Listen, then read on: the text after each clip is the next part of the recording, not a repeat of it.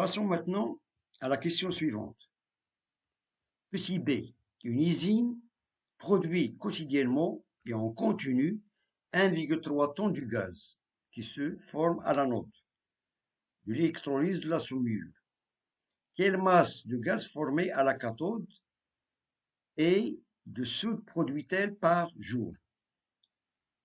Bien. Un peu de réflexion.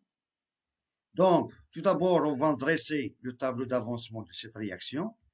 Donc, on a écrit l'équation globale de la réaction. On a ici 2 Na plus Cl moins, c'est-à-dire le chlorure de sodium, plus des molécules d'eau, c'est une solution aqueuse. Voilà, il va nous donner du dihydrogène gazeux, du dichlore gazeux et du hydroxyde de sodium, c'est de la soude qui est aqueuse. Voilà. Et on dresse le tableau suivant. On a ici l'état initial. Voilà. en mol. L'état final. Et c'est-à-dire chaque corps, on a ici pour le chlorure de sodium, on a la quantité de matière, c'est N1. Ça, c'est l'état initial. Et la quantité de matière de l'eau, c'est N2. Bien sûr, on n'a pas encore obtenu du dihydrogène, ni du dichlore, ni du hydroxyde de sodium, c'est-à-dire 0, 0, 0. Voilà.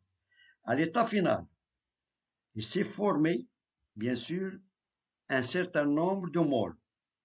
D'où on écrit, voilà, on écrit N1 moins 2X. C'est-à-dire, il s'est formé X moles, et on a été, étant donné qu'on a ici un coefficient, donc on doit multiplier par 2 pour avoir N1 moins 2X. De même ici, N2 moins 2X, voilà. Et on a ici le coefficient C1, c'est-à-dire il se forme X. De même pour le dichlore. Par contre, pour l'hydroxyde de sodium, on a ici 2X, voilà, 2X. On ne doit pas oublier, bien sûr, ce coefficient. Voilà, on a ici 2, on a ici 1, voilà, et ainsi de suite. Bien. Donc, étant donné qu'on a dressé ici le tableau d'avancement, on peut passer maintenant pour calculer la masse du gaz formé à la cathode.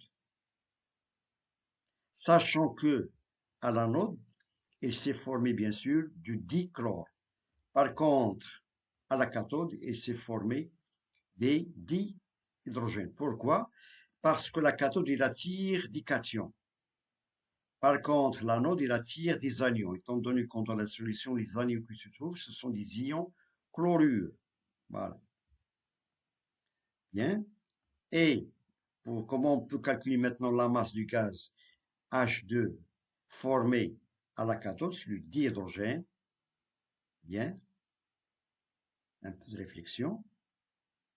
On peut constater que la quantité de matière du dihydrogène qui est égale à la quantité de matière du dichlore. Cela veut dire qu'on a ici, on a NH2 est égal à NCl2 qui est égal à X. Voilà. C'est le même nombre de moles formés. Voilà. Par contre, pour la quantité de matière de l'hydroxyde de sodium, on a ici N, la quantité de matière de Na plus OH-, c'est 2X.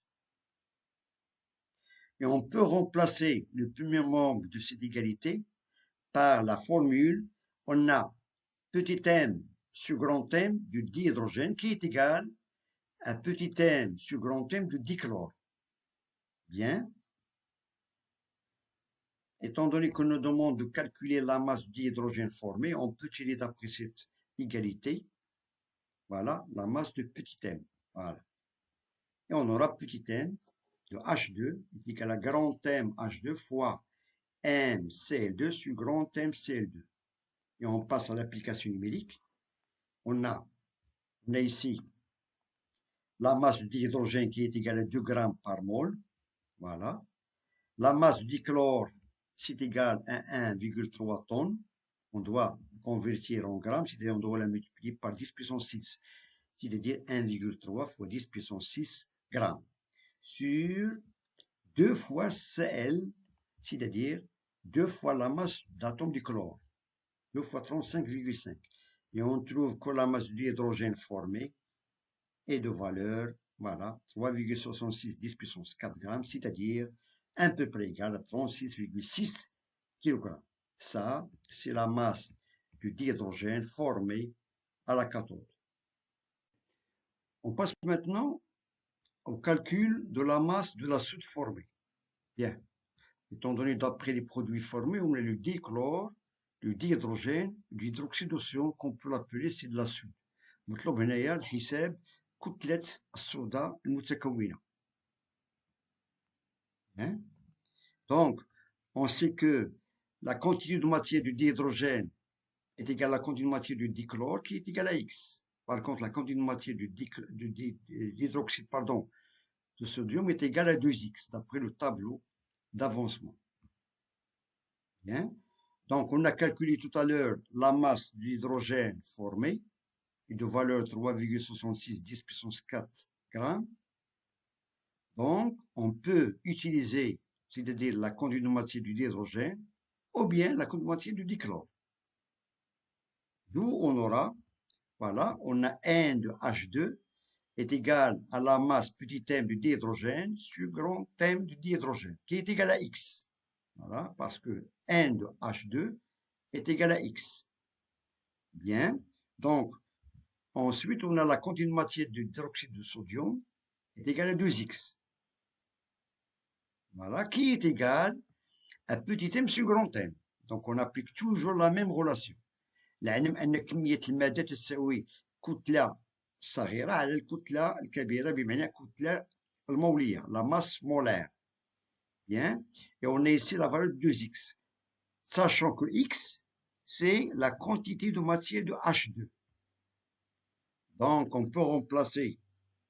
Ensuite, on a petit m de la masse de l'hydroxyde de sodium, voilà, est égal, voilà, 2 fois petit m sur grand M du dihydrogène, ça c'est x, c'est tout simplement x, fois grand M. Donc on a remplacé ce petit x par la masse d'hydrogène, voilà, sur grand M de la masse d'hydrogène, fois la masse molaire d'hydroxyde de sodium. Voilà. Donc on passe maintenant à l'application numérique, il suffit de remplacer les valeurs. Donc, on a ici 2 fois la masse d'hydrogène qu'on a trouvé tout à l'heure de 3,66 10 puissance 4 grammes. Voilà, 2 fois 3,66 10 puissance 4 fois la masse molaire d'hydroxyde de sodium, qui est égale à 40.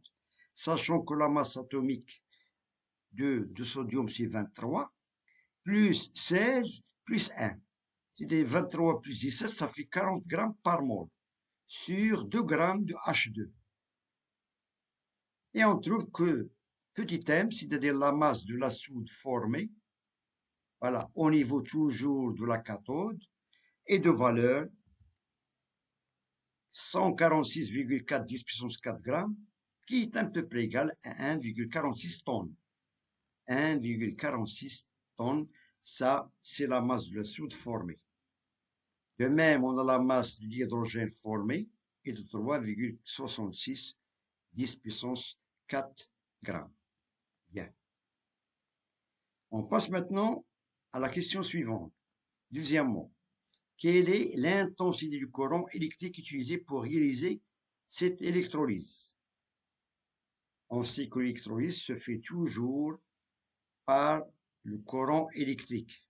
On utilise un générateur, 2 électrodes qui sont plongées dans l'électrolyte, c'est-à-dire la solution.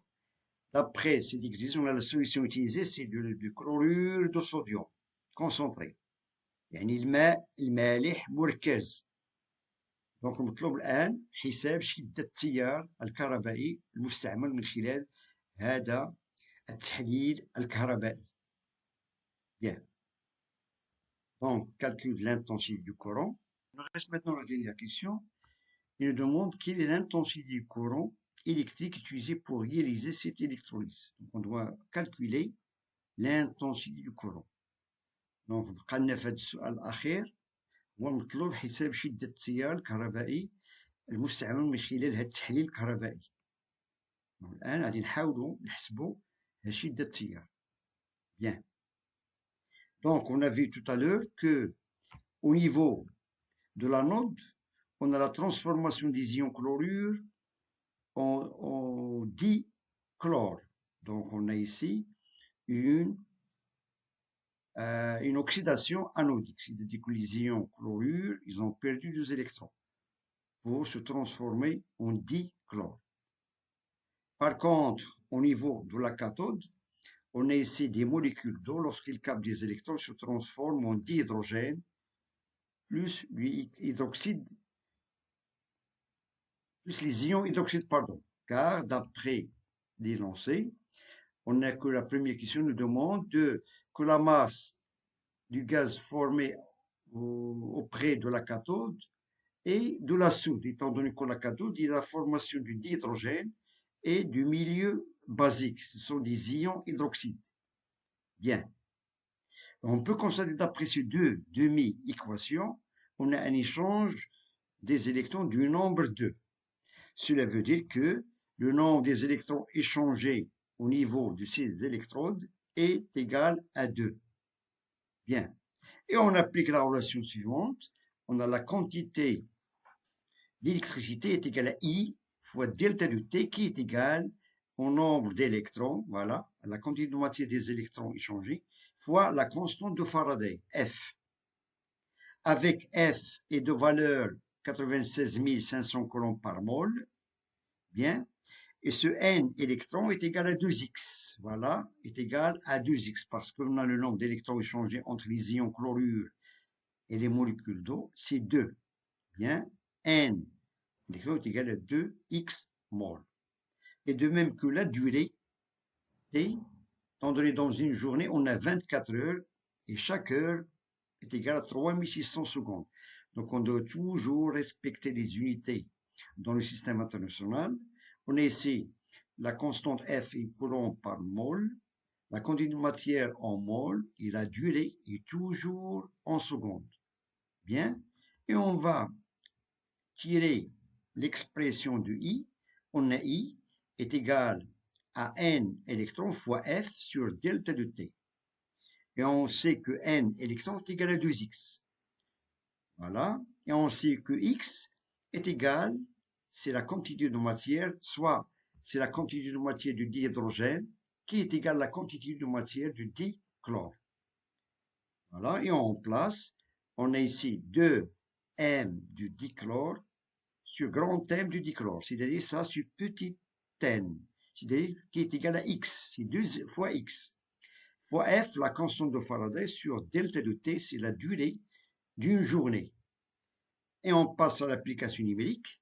En place, on a ici 2 fois la petite masse du dichlore qui est égale à 1,3 tonnes. Voilà, 2 fois 1,3 tonnes. On doit la convertir en grammes, c'est-à-dire on doit multiplier par 10 puissance 6 fois 96 500 sur la masse du dichlore, la masse molaire du dichlore qui est égale à 71, c'est-à-dire 35,5 fois 2, 71, fois la durée, 24 fois 3600. Et on trouve que cette intensité du courant est de valeur 4,1 10 puissance 4 ampères. 4,1 10 puissance 4 ampères, ça c'est l'intensité du courant utilisée pour réaliser cette électrolyse de la solution de chlorure de sodium concentré. Bien. Donc, je vous remercie de votre attention, bon courage et à très bientôt. Et je vous souhaite bonne chance pour les examens.